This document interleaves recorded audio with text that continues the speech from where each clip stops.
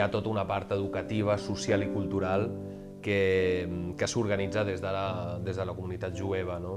En aquest àmbit trobem, per una banda, tot el que té a veure amb educació, molt vinculat al tema del jovent, hi ha classes d'educació, hi ha classes d'hebreu, hi ha un esplai que funciona tots els caps de setmana i es fan campaments d'estiu i d'hivern, i a més d'aquesta part hi ha tot un seguit de cicles de conferències, cicles de cinema, cicles de música, que intenten aplegar o servir com a punt de trobada per a tota aquella gent que estigui interessada en el fet jueu, des de la perspectiva que sigui, no exclusivament religiosa, des d'una perspectiva artística, des d'una perspectiva literària, des d'una perspectiva històrica també, i de fet aquestes conferències són obertes a tot el públic, és la nostra forma també de donar a conèixer aquest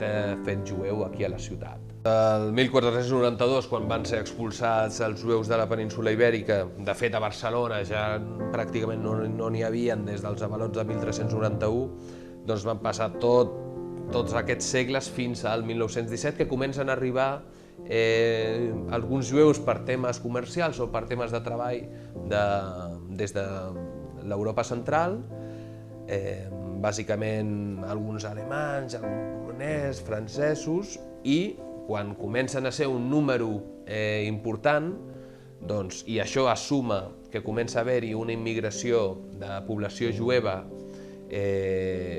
arran de la Primera Guerra Mundial, arriben, per exemple, molts jueus de Turquia.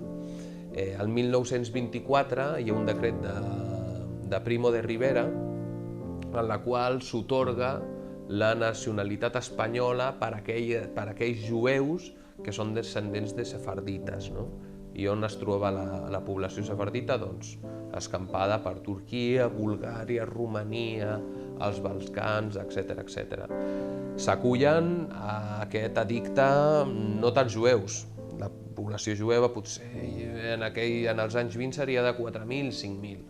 Després, als anys 30, és una immigració molt diferent, és una immigració que fugeix de l'antisemitisme i sobretot del nazisme. Llavors arriben molts jueus centreeuropeus, alguns per quedar-s'hi a Barcelona, alguns utilitzen Barcelona com mitjà per escapar a altres llocs. Molts, de fet, també arriben a Barcelona per fer part a les brigades internacionals durant la Guerra Civil Espanyola. Als anys 40 ja és una fugida a la desesperada durant la Segona Guerra Mundial, i també tornen a arribar jueus, ja sigui per intentar quedar-se aquí o per intentar fugir de l'horror nazi.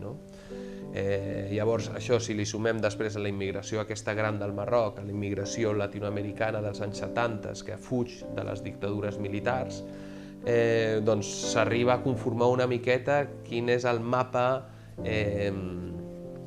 identitari dels jueus d'aquí, que és una cosa molt plural, molt particular, i també que jo crec que des d'un punt de vista cultural li dona molta riquesa, perquè els jueus de les diferents parts del món han portat amb ells la cultura dels seus llocs on han viscut durant segles.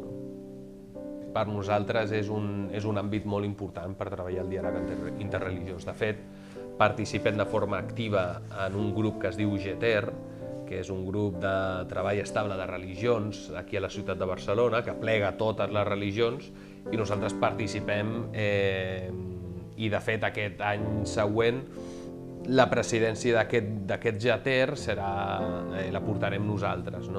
Aquest curs passat vam organitzar un diàleg interreligiós entre musulmans, jueus i cristians en relació al posthumanisme, aquesta nova tendència filosòfica que va molt lligada al millorament tecnològic, etc. Una persona d'aquí de la comunitat que prové del Marroc. Durant els finals dels anys 50 i als principis dels anys 60, quan es va independitzar el protectorat espanyol i francès del Marroc, la situació de la comunitat jueva va ser una miqueta complicada i, de fet, molts jueus del Marroc van venir a l'estat espanyol. Molts d'ells específicament a Barcelona, i van influir moltíssim en la cultura d'aquesta comunitat. Aquesta persona ha escrit un llibre que tracta sobre el jaquetia. El jaquetia és un llenguatge, un dialecte, ho direm així, particular, que és una barreja de l'antic espanyol, de l'antic castellà, que van portar els jueus quan van sortir de la península Ibèrica el 1492, barrejat amb molts mots àrabs.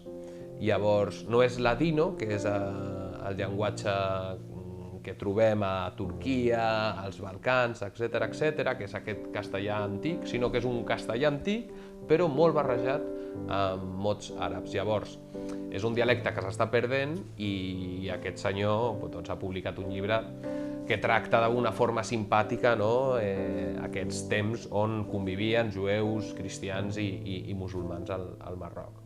Avui en dia veiem les notícies i sembla tot que està tot dividit i tal, però veiem que hi ha exemples també de convivència i la veritat que comparteix aquesta experiència de la infantesa, anècdotes molt curioses en les relacions entre les diferents religions al Marroc, a Tetuán, de fet, en aquest cas específic.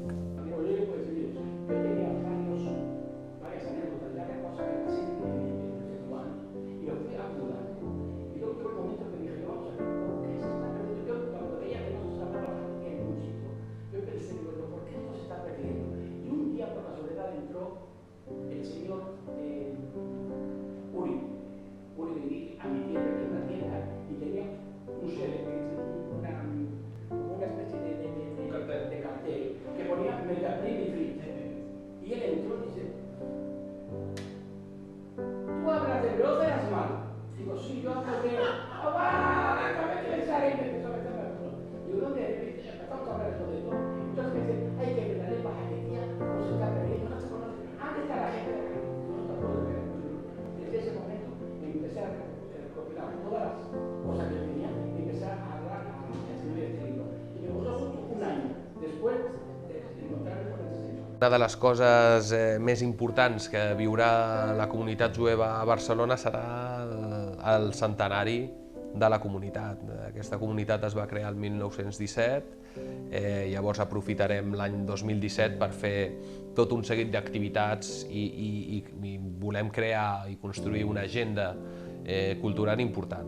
Per una banda, per celebrar aquest fet, que és no tots els dies es compleixen 100 anys, i per una altra banda és veure-ho com una oportunitat. Tradicionalment la comunitat jueva aquí a Barcelona ha sigut una comunitat